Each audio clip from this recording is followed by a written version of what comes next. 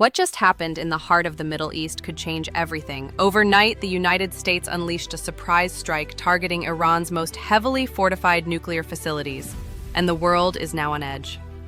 In a fiery Truth Social post, former President Donald Trump confirmed that the U.S. hit 3 of Iran's most sensitive nuclear sites, Natanz, Fordow, and Isfahan, describing them as completely and totally obliterated.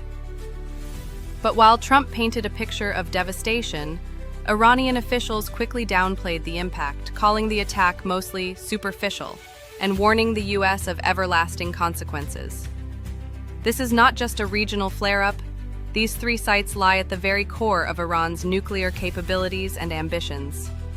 Natanz, located 150 miles south of Tehran, is Iran's largest and most advanced uranium enrichment facility. It has long been the centerpiece of Iran's nuclear development, housing both surface-level and deeply buried underground structures.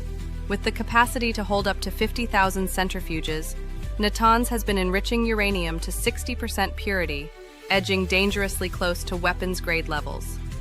Recent satellite imagery and analysis suggest the U.S. strike severely damaged the above-ground pilot fuel enrichment plant, which had been operational since 2003.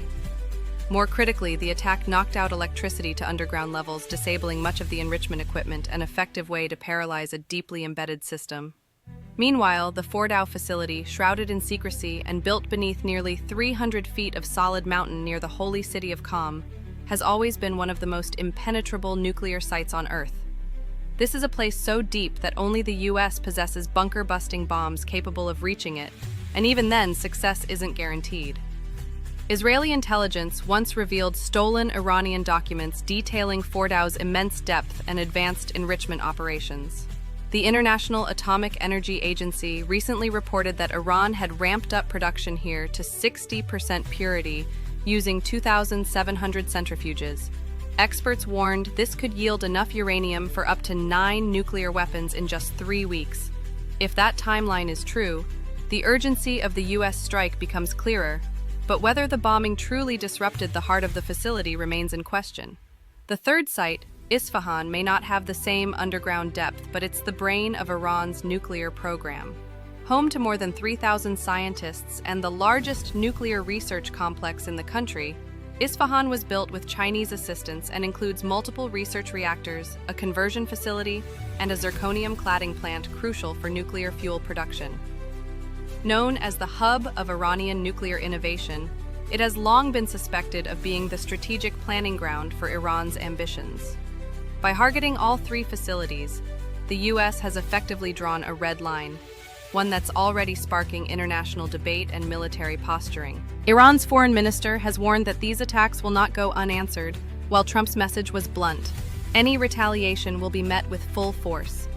This tit-for-tat rhetoric is unfolding against a backdrop of already volatile tensions, with Israel's role in previous strikes still a fresh wound for Tehran. The United States' decision to go this far suggests they believed a major nuclear threshold was about to be crossed. The question now is, did these strikes delay Iran's nuclear capabilities or accelerate an all-out war? With so much of Natanz and Fordow buried underground, analysts say total destruction is unlikely, but disabling power systems and above-ground infrastructure might be enough to pause operations. Still, Iran has proven resilient before, often rebuilding faster and pushing further than expected. And if recent history is any guide, this move may trigger a cycle of retaliation that spirals far beyond what we've seen before. The global community, especially U.S. allies, is now bracing for what comes next.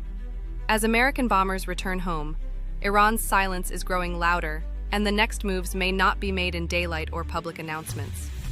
This is not just another headline. It's a critical moment that could reshape global security and push the world toward a new era of confrontation. Stay with Gridline News as we continue to follow this developing story minute by minute, because what happens next could affect us all.